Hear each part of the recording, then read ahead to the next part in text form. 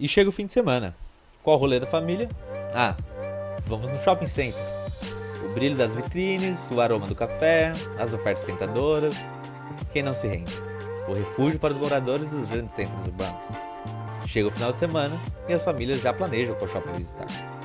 Os shoppings são conhecidos por suas opções variadas e preços muitas vezes elevados. Mas isso se justifica quando você está cercado por lojas, entretenimento e comodidade. Estar ali é como mergulhar em um mundo de escolhas, onde cada passo há uma nova oportunidade de compra ou diversão em troca de dinheiro. Hoje, vamos falar de uma profissão que está presente, talvez na figura que mais representa a cara da classe média nos tempos atuais. Neste local a gente pode encontrar diversas profissões, desde o pessoal da faxina até o pessoal que trabalha na segurança. Mas nenhum emprego representa mais a cara do shopping center que o vendedor de loja. A figura que por muitas vezes é odiada pelos consumidores é também uma das mais exploradas nesse ambiente. Os detalhes deste emprego variam muito de shopping para shopping e de loja para loja. Afinal, o trabalhador deve responder às regras dos dois lugares, do shopping e da própria loja. Além de que, as lojas, num grande número, são franquias, ou seja, recebem regras diariamente da marca. O vendedor, então, deve seguir as regras à risca e lidar com os diversos superiores. Os shoppings funcionam geralmente das 10 da manhã às 10 da noite, de segunda a segunda. E o vendedor deve então ter a disponibilidade para trabalhar em qualquer horário deste período. Funciona em função da escala. No final de cada mês, você recebe os horários do mês seguinte. Suas folgas geralmente variam em algum dia da semana, já que no final de semana o movimento de shopping é bem maior e ninguém folga nesses dias. Em relação ao horário de entrada e de saída, isso também varia. Você pode trabalhar das 10 às 18 num dia e das 14 às 22 no dia seguinte.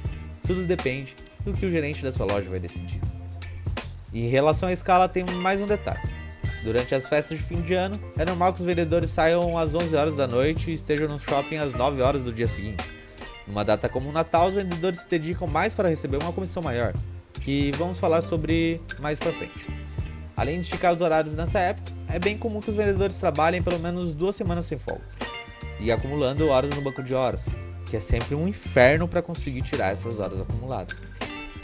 Mesmo o shopping funcionando das 10 às 22, os vendedores devem esticar o horário para arrumar a loja, afinal, o pessoal da faxina é só para o shopping. São pouquíssimas lojas que contratam esse tipo de profissional, ficando a função de limpeza justamente os vendedores.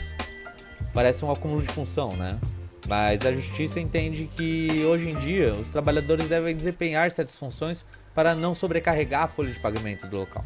Na prática, o vendedor deve tirar o pó, passar pano, em alguns casos até cuidar do estoque, além de também atender o caixa e finalizar todas as compras. Seguindo as regras do próprio shopping, alguns lugares têm horário para limpar a loja, tirar o lixo ou até trocar a comunicação de marketing da loja. Caso você quebre alguma dessas regras, a loja recebe uma multa do shopping, e não é raro o vendedor acabar sendo demitido por isso. Falando em regras, é normal também existir um dress code ou código de vestimento. Os vendedores devem sempre estar de calça, mas não é qualquer calça, mas sim a calça padrão da marca. Se você não tiver, se vira, compra. E se tiver calor demais, sem ar-condicionado na loja, não adianta reclamar, tem que ficar de calça. Cabelo e unha também são fiscalizados. É bem normal o gerente chamar a atenção de um vendedor sobre a sua aparência. As regras são enormes, a fiscalização também.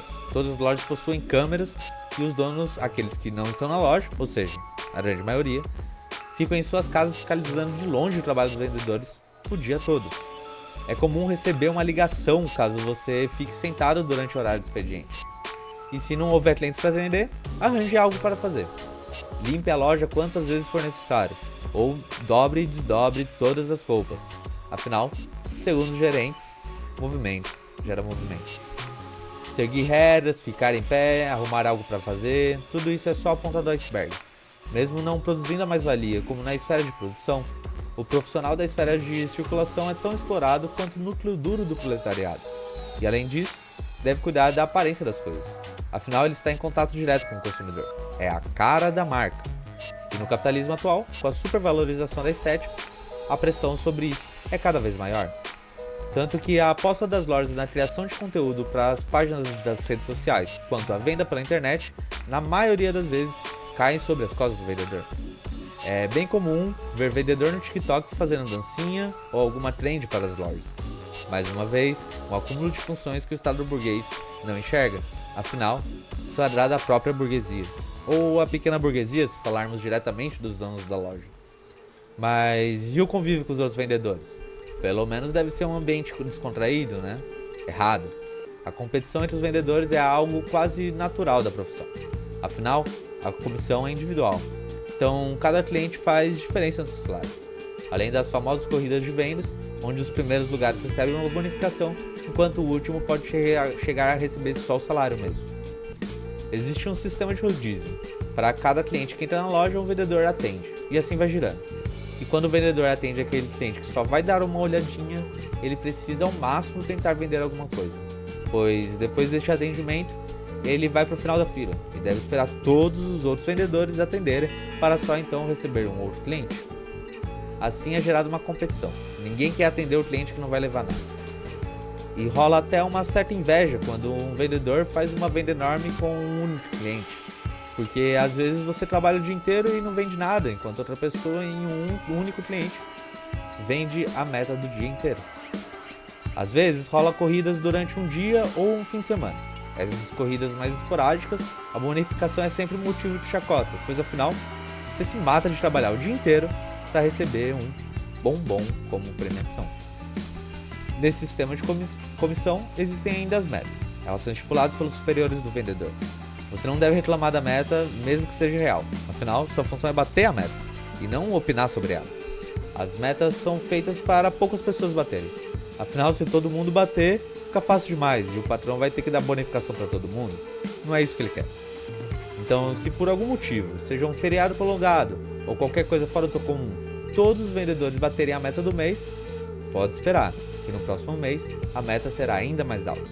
E se ninguém atingir a meta, pode se esperar também, porque o sermão e o papo coach são garantidos. O papo coach. Acredito que essa é uma das profissões que mais se utilizam dessa cultura. É bem comum ter treinamento sobre mindset, e até na entrevista de emprego é bem comum eles fazerem testes para descobrir qual é o perfil do vendedor, sempre com o nome de algum animal. Vendedor lobo, vendedor urso e por aí vai. O vocabulário coach é diário no ouvido dos vendedores, e a velha ladainha de somos uma família também é repetida a exaustão aqui. Os treinamentos são também algo constante na vida de um vendedor. Vocês devem estar atualizados para novas coleções, novas regras, novas abordagens que as marcas querem utilizar. E sobre o marketing da loja, o vendedor também fica responsável por alterar a comunicação em alguns casos. Bom, falamos muito e tem muito mais, mas está na hora de falar o que realmente faz alguém entrar nessa profissão. Pois é, salário. O piso da categoria é de R$ 1.641 na data da gravação desse vídeo, e é quase regra se pagar o piso mesmo.